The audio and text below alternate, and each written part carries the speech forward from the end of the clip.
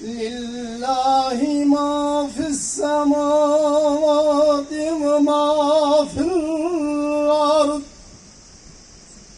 وإن تبدوا ما في أنفسكم أو تخفوا يحاسبكم به الله فيغفر لمن يشاء ويعذب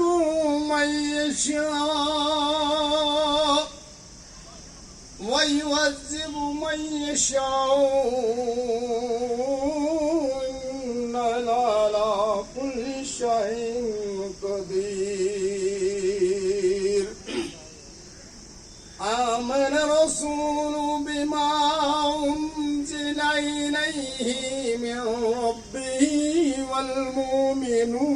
والمؤمنون كل آمن بالله وملائكته وكتبه ورسله لا نفرق بين أحد من رسله وكانوا سمعنا وأطعنا غفرانك ربنا وإليك المصير لا يكلف الله نفسا إلا وسعها لها ما كسبت وعليها ما اكتسبت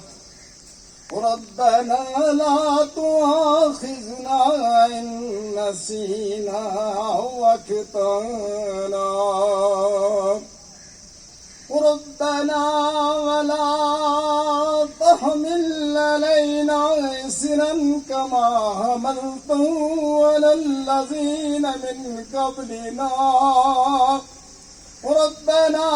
ولا تحملنا ما لا طاقة لنا به واعف عنا واغفر لنا وارحمنا